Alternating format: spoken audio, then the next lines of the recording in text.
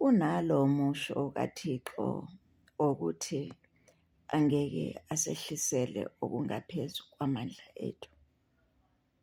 Lo musho at times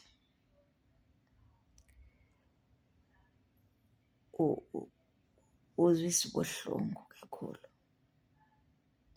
especially mawena ubhekane nezimo ezibucayi, uzibuze ukuthi am I that strong?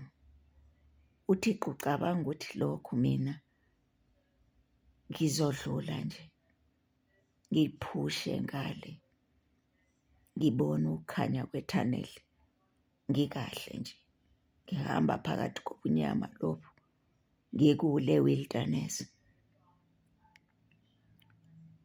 Bese ukhumbula mawufana nami uthi hayi, but unami lo muntu lana.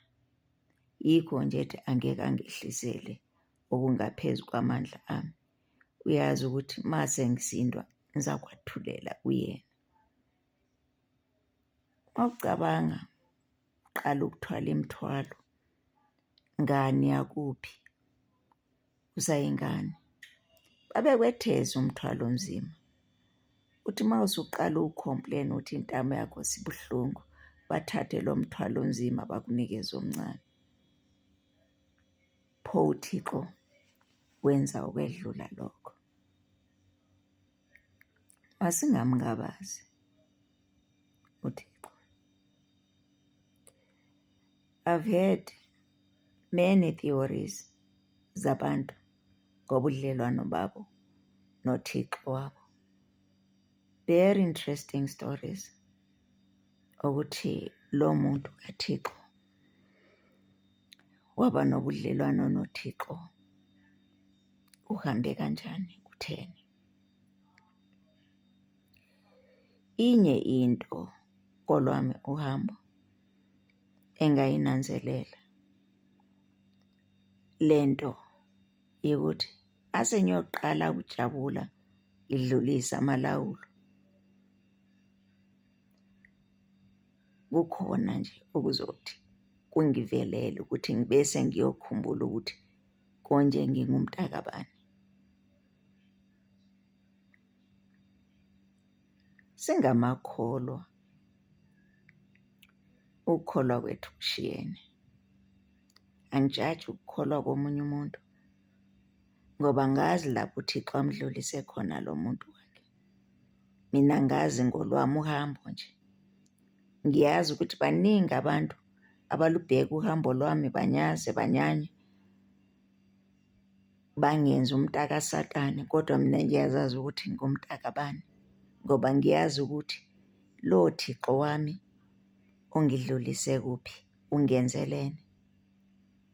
Akusisatane lokho ngi-100% ukuthi nguThixo angenzela lokho ngoba nganguSatane ngabe kangikho kuleli zinga engikulo manje. Ngizibukele mina, that little girl in me, ikhula izifike lapho ngikhona manje. Ngiyamazi loya ntombazana. Ngakho angathali mina amabhantshi abantu, amamedali abo, zonke izinto zabo. Makuyilokho abakulandayo emhlabeni uThixo kuyisabelo sabo, ngiyabajabulela nje abantu bakaThixo. Engikwaziyo ukuthi wonke umuntu okulo mhlaba kunesizathu ukuthi uThixo wamlethelani. And amajene ethu ngeke afana. Uma ijene yakho izofana neyomfundisi wakho nabazalwane bakho, angazi lapho liya khona. Ngoba eyami ijene nje is very different. That's why nezinto nezimo engidlula kuzo zingeke zafana nezomunye umuntu. My testimonies are different from other people. And there is nothing wrong with that. Kunabanye abantu abangazwisisi ukuthi uma lo Thixo wakho ekuthanda kangako, kungani manje uhlala ngumuntu ogulayo, uhlala ungumuntu ovelelwe yinokhu nalokhu?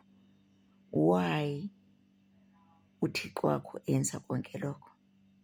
Kusho umuntu oshwabhene udlula mina, yena engadluli ey'nkingeni mina engidlula kuzona. So bese ngiyabona ukuthi lapha indwangu zihlekana iziphongo nje. Mina ngiyakwazi ukuthi uThixo uyangithanda, angikhathali ukuthi abanye abantu bacabangani ngalokho. Njalo ngiyakwazi ukuthi ungisebenzisa ngaphi njani.